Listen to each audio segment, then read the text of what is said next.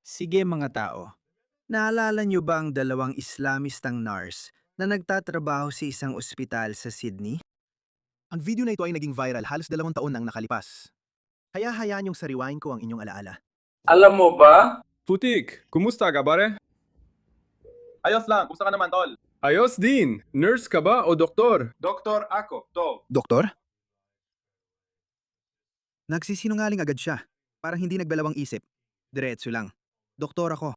At tingnan mo siya. Diretso agad. Pag-umpisa pa lang ng tawag, tinitigan niya agad sa mata. Tapos sabi niya, "Oh, Alam mo ba? Oh, shit. shit.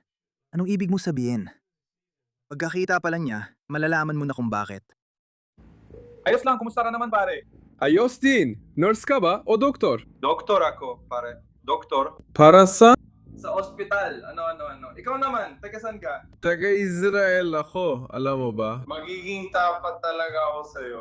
Sige. Totoo ako sa'yo, ang ganda ng mga mata mo. Salamat, pare. Pero nalulungkot ako kasi Israeli ka. Balang araw ka, patayin ka at mapunta sa Jahannam, inshallah. Pero alam mo, ang ganda ng mga mata mo niyan, dapat manatili pa yan dito sa mundo ng mas matagal. Bakit mo naisip na papatayin ako? Bansa ito ng Palestina. Hindi ito bansa mo. Kumusta? Anong pangalan mo? Tingnan mo. Tingnan mo ang galit at puta agad-agad. Bigla na lang siyang sumingit. At isang araw. Isang araw. Isa sa'yo. Darating ang oras mo at mamamatay ka.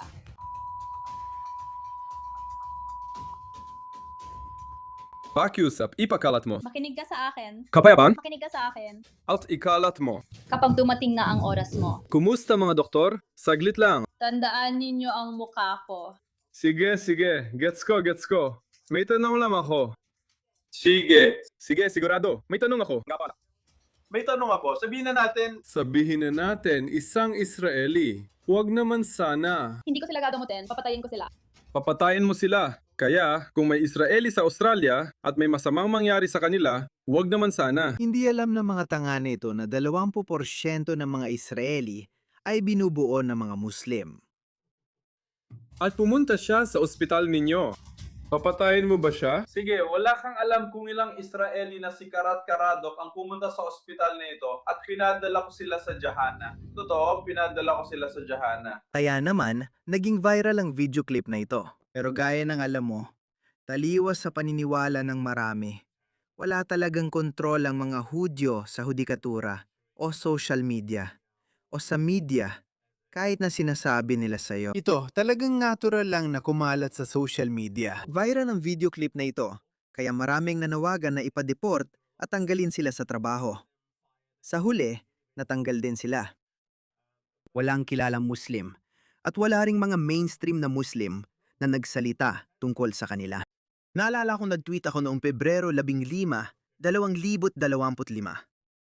Karamihan sa mga Muslim ang tumangging kondinahin ang dalawang payaso. Galit ang mga Australiano at wala silang tiwala sa sistemang pangkalusugan. Ako, kung tama ang alala ko, may isa pang insidente kung saan isang babaeng Hudyo na pumunta sa ospital sa kanlurang Sydney. Sa isa sa mga suburb ng kanlurang Sydney, ay sinabihan dahil Hudyo ang pangalan niya, napalitan ang pangalan niya ng iba. Nakakagulat na umabot yun sa balita, pero hindi ko makita ang clip. Humingi rin ng paumanhin ng ospital. Ang pathetic talaga nito. Ipinapakita niyan kung gaano kalaki ang tiwala ng puting Aussie staff sa kanilang kapwa Muslim staff. Sabi nila, palitan mo ang pangalan mo, gawing hindi Hudyo ang pangalan mo para alam mo, hindi ka mapahamak na isang katulad niya. Pero sige, heto ang update. Ito ang nangyari. Mga woke nating hukom. Kahit may mga batas sa hate speech at mga rasistang batas, yung parehong pamalo na gamit nila laban sa atin, wala ni isa sa mga iyon ang pwedeng gamitin laban sa dalawang payaso na ito. Tingnan mo sila. Tinanggal ng hukom ang video ng mga dating nurse sa Sydney na umano'y nagbabanta sa pasyenteng Israeli mula sa kaso. Pero ang sinabi pala ay mga Hudyo. Ipinaglaban ng mga abogado ng dalawa na naitala ang mga jihadi nurse sa Sydney na walang pahintulot nila. Talagang naiinis sila. Palagi silang nagrereklamo tungkol sa pagre-record ng kanilang video na pag-uusap. Oo, malinaw na malinaw. Nang nangako silang papatayin ng mga pasyenteng Hudyo, isa tayo sa mga bansang pinakasunod-sunuran sa mundo. Totoo yan. Sira na ang Australia. Mga Hudyo, oh. Palagi nilang sinasabi tungkol sa mga Hudyo na sila raw ang may kontrol sa mga bansa sa kanluran. Sila raw ang may hawak sa sistema ng bangko. Sila raw ang may kontrol sa media. Sila raw ang may hawak sa ating mga politiko. Hindi natin mapatigil ang dalawang lantad na Islamista na hayagang nagbabanta ng pagpatay, kahit biro pa yon o hindi. Sino ba ang nakakaalam? Maaaring nakapatay na sila ng mga Hudyo. Sino ba ang nakakaalam? Wala talagang imposible sa galit nila sa mga Hudyo at pati na rin sa mga Kristiyano. Araw-araw nila pinaalalahanan. Tulad ng sabi ko, tahimik ang mga Muslim. Walang nagkondena. Tingnan mo ito. Si Usman Khawaja lang ang natatanging Muslim na manlalaro ng Test cricket sa Australian cricket team. Sa parehong panahon, nagkaroon ng anti-Muslim na insidente nang atakihin ng dalawang babaeng Muslim sa shopping center sa Melbourne. Kaunti lang ito at parang walang nangyayari. Mabilis siyang tumulong ipagtanggol sila. Parang tumaas ng higit 500% ang mga insidente ng Islamophobia. Mahigit 500% ang pagtaas ng mga naiulat na insidente ng Islamophobia. Nasaan ang hustisya? Hindi lang mga antisemitic na pag-atake ang tumataas ngayon. Kita mo, kailangan niyang banggitin. Kaya alam niyang may dalawang Muslim na nurse na gumagawa ng mga bagay na parang Muslim. Wala siyang sinabi. Walang kilalang Muslim na personalidad, aktivista, o politiko sa Australia ang nagsalita tungkol sa dalawang payaso na yon. At pero sa sandaling may mangyari sa kanila, bigla silang sumasakay sa isyu ng Islamophobia. Kaya, alam mo ba, wala na akong pakialam. Habang nagrereklamo kayo sa Islamophobia, lalo ninyong pinapatunayan na hindi tugma ang kultura ninyo sa kulturang kanluranin. Alam mo, wala naman tayong kailangang ayusin. Hindi natin kayang baguhin ang kahit ano.